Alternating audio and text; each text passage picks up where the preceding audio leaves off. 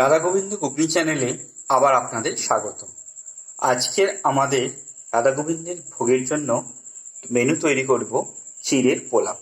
চিড়ের পোলাও করার জন্য প্রথমে চিড়ে নিয়েছি, হালকা ভিজিয়ে জল ছড়িয়ে তুলে রেখেছি।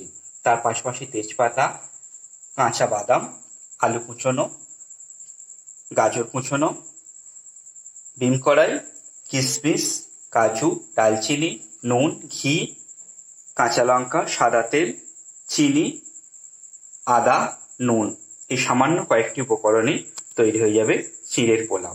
গোবিন্দের ভোগের জন্য আমরা চিড়ের পোলাও বানাচ্ছি। প্রথমে আমরা কড়াইতে সাদা তেল দিয়ে এই কাঠবাদামগুলো ভেজে নেব। কড়াইতে সাদা তেলে আমরা বাদামগুলো ঠিক যতক্ষণ না ফেটে যাচ্ছে ততক্ষণ সুন্দরভাবে ভেজে নিচ্ছি। এবার কড়াইতে সাদা তেল দিয়ে বাদামগুলো ভাজার পর যে সরু করে কেটে রাখা আলু, ডিম কড়াই ও গাজর, সেগুলি চাউমিন বা পোলাওয়ের জন্য যেমনভাবে আমরা ভেজে থাকি ঠিক সেইভাবে ভেজে নেব সাদা তেলে। আমরা গাজর, আলু আর ডিম কড়াই ভেজে নিচ্ছি একসঙ্গে তিনটি সাদা তেলে। গাজর, ডিম কড়াই, আলুটা মোটামুটি ভাজা হয়ে গেছে। এবার এর মধ্যে আমরা দিয়ে দেব নুন, তারপরেই আমরা দেব তেজপাতা, তারপরে কারি পাতা, তারপরে কিশমিশ, কাজু, দালচিনি, এগুলো দিতে থাকবো। তার সঙ্গে কাঁচা লঙ্কা দেব এবং আদা একটুখানি আমরা ঘষে দেব।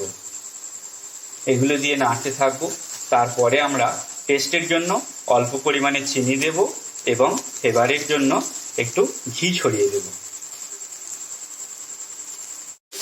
সমস্ত উপকরণগুলি দেওয়ার পরে সুন্দরভাবে নেড়ে চেড়ে এবার আমরা সাদা তেল অল্প পরিমাণে দেব এবং তারপরে চিড়েটা এর মধ্যে দিয়ে দেব।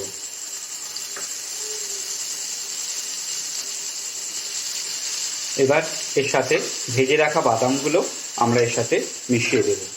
এবার নাড়তে থাকবো এবং আপনাদের স্বাদ মতো বা ইচ্ছা মতো বা প্রয়োজন মতো নুন, চিনি, লঙ্কাটা আপনাদের যদি বেশি থাকার প্রয়োজন হয় বেশি দেবেন, আর যদি মোটা হয় যে না ঠিক আছে তাহলে অল্প পরিমাণে দেয় যথেষ্ট। আমাদের চিড়ের পোলাও প্রায় রেডি। সমস্ত উপকরণগুলি এবার ভালো করে ভেজে নেওয়া হয়েছে। এবার আমাদের চিড়ের পোলাও আপনাদের ইচ্ছা মতো বা প্রয়োজন মতো নুন চিনি বেশি বা কম দিয়ে নেবেন এবং চিড়ের পোলাও রাধা গোবিন্দের ভোগের জন্য রেডি।